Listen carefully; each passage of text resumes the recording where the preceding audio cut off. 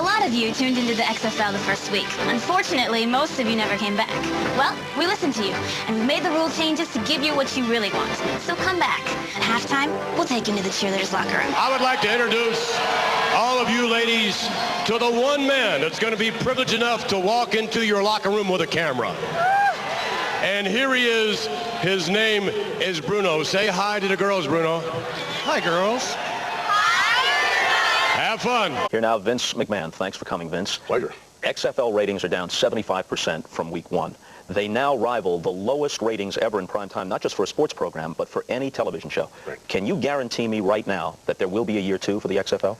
Can I guarantee you that? I can't guarantee you that I'm going to be breathing in and breathing out after we leave the studio. But you're pretty sure about that one. Yeah, and I'm pretty sure about the continuation of the XFL in one form or another. Does that mean on network television and on NBC in year two? I would like to say so, yes. NBC has been very supportive. I think that the difference here, Bob, is that people have to understand that when you start a league like this, I mean, this is not the easiest thing to do. I mean, let's face it.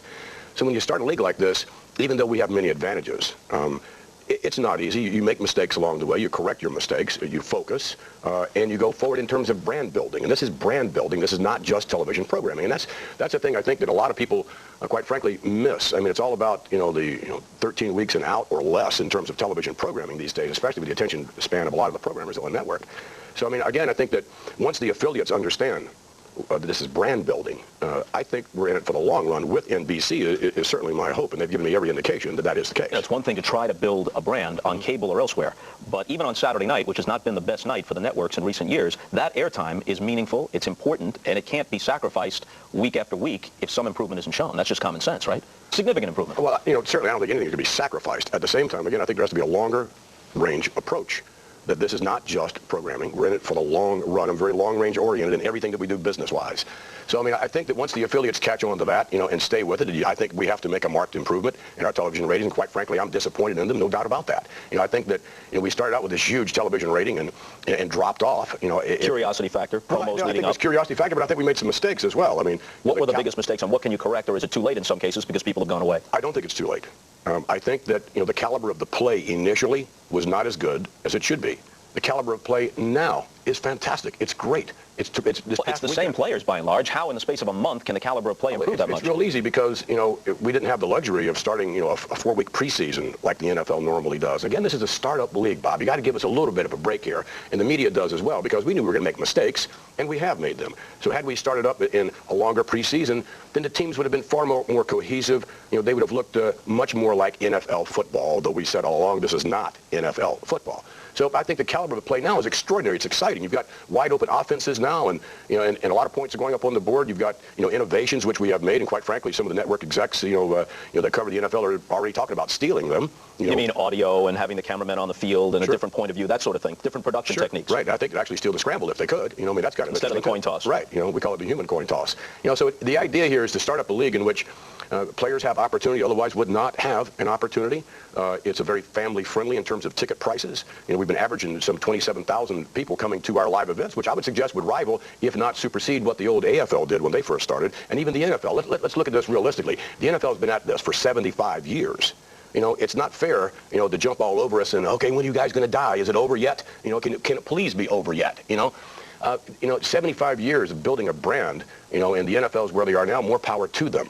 I think they do some things wrong that we do right. And I think that it's going to take a little time to build our brand. And you can't do it in 1 year's time. It's unrealistic for anyone who wants to partner with us to think that you can build a brand in 1 year. What about this analysis, which seems pretty much on the money to me? It's not WWF enough for that crowd, right. And it's got not good enough football for the sports-minded crowd. It's neither fish nor fowl. People took a look, and they split. I don't think, again, I think that that's not necessarily unfair, what you just said. I think our research indicates that the World Wrestling Federation fan likes his diet of WWF entertainment in its proper form. I think that in terms of a football fan standpoint, they like football. I don't think that they mind any of the rule changes that we've made, any of our brand of football and bringing the game closer to the fan. The in-stadium experience is off the chart when you come to an XFL game. It's off the chart. You're really almost on the field. You feel so close to the play. So these innovations are fantastic. I think that again, the caliber of the play more than anything else, we weren't quite ready to play the kind of ball that we are currently playing. And it's my hope that, that the media, which has been, I think, somewhat unfair, in jumping all over us and asking for this damn thing to please go away. I think it's unfair when you consider the caliber of play that we have now, all I'm asking is just take another look at it now and judge it on its merit or lack of merit as it relates to football. You came to this with plenty of power, with expertise from a certain area of television and entertainment. You came to it with celebrity, but in most people's minds, not with prestige because of the type of programming you're associated with. On the other hand, NBC has prestige. Right. They risked not just dollars, they risked prestige. Do you think, is your sense as you deal with the people at NBC, that they're feeling the heat on that front? Oh, I think they're feeling the heat. I mean, again, I think that the media made certain that they're feeling the heat. You know, I mean, they're asking Ebersol, you know, please get the hell out of this thing, you know. And Dick is very a stand-up guy and a friend of mine, as you know, for many, many years. Bob Wright as well. I think that they're in this thing with us, but at the same time, I don't know how much heat they can take, and I don't know what prestige means anymore, because again, when you think about brand building, I don't think the XFL has hurt NBC in terms of prestige. How? Because they've been associated with me individually, or, you know, the smear, if you would, of World Wrestling Federation Entertainment? I mean, is that it? I think there's a general perception that while the XFL doesn't go anywhere near where the WWF goes, that it's a low-rent form of Have you television. seen any of the games? Tell me what is low-rent. Not so much within the games. The pregame show, especially week one, we don't have was one of the most mindless things I've ever seen. We don't have a pregame show. Week one, there was a pregame show. We don't have any pregame shows, which is one of our problems. No, we've never had a pregame show. What was the pregame show that aired in Los Angeles, in New York, and in other markets a half hour prior to the first game? A local thing that the NBC O&Os put together, of which we had nothing to do with. But it left the impression. It left the impression in many quarters that this was a low-rent deal, and I'm sure that NBC is hearing it from affiliates, from station managers, and from some portion of the audience saying not just that we don't like this, so we prefer to watch something else, but that we're offended by this association. Well, you know, if that's the case, you know, then they have to do what they have to do, and just like you do, Bob. You know, I mean, quite frankly, from my standpoint, I'm an entrepreneur. I'm what makes this company. I'm what makes my company and this country go round and round. I take risk, calculated risk. And quite frankly, if you'll go back to when we first made this announcement of the XFL, we didn't have any partners. We were going to do it all on our own, okay? So I think it is a viable business. I think that that when you come to a live event and you see all these young people in the stands having a wonderful time, I think that our television ratings are going to build back. I think that we may throw a few things in there to get them back in terms of promotions and things of that nature. And we're going to have to do that. We're going to have to spend some money, you know, that we otherwise may not have to spend. We're going to have to convince the media, quite frankly, to cover this for the event that it is, not the perception that you, as an elitist in my point of view, or others would have about it ain't low-rent football. I'm sorry. It's kids out there playing their hearts out if you watched it. No one dismisses the players and coaches who are trying to make a living in a football league. No one dismisses that, and there are probably very good stories within that. There is an association, though, that in the minds of some is a plus. That's what brought a lot of that 10 rating the first week. People saying, well, I'll take a look at what Vince McMahon has cooked up, and I saw the promos. There are others who are put off by that. You bring both positives and negatives. Who's put off? And in what way? What have we done? What have we done in anything with the XFL? What, we have cheerleaders? We said right out front we were going to have cheerleaders, nice-looking ladies that you were going to get to know, unlike the NFL, sort of has them but doesn't have them kind of a thing. If nothing else, we are brutally honest about who we are and what we are presenting. But there isn't one thing in that game that I know of that we presented that's salacious in any way. If the ratings don't turn around, will you be tempted to make it more salacious? No, we just did that. You know, we just did, as a matter of fact, you showed the clip at the top, you know, of some sort of thing whereby we were going to go into the Orlando Rage cheerleaders locker room, okay? Right. It was a spoof, all right? And the guy hit his head, couldn't get inside, and you tried to revive him as he lay there in the corner. Right, and we said it was a blatant attempt to increase television ratings. It's promos all week long, that's what we said. And it was, you know, but we were winking at our audience. They understand what we're doing, and I believe it's the quality of the football that's going to bring viewers back. If you could be guaranteed that it would increase ratings, would you fix the games? What a ridiculous statement. It's not a statement, it's a question. It's a question. I beg your pardon, it's a question. No. It's either football or it's not.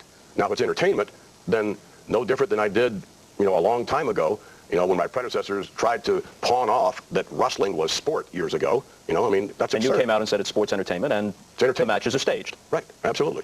So how could you possibly script a football game? You know, you know, boy, you're giving me credit for a lot of talent that I don't think I have, okay? I mean, it was like, I mean, you have to catch the ball. I mean, you know, you have to run with the ball. You know, you can't script football. And isn't that really part of the problem? Because there's a whole lot of football on TV. Right. There's the NFL, and it has a long season, and all the college games. Right.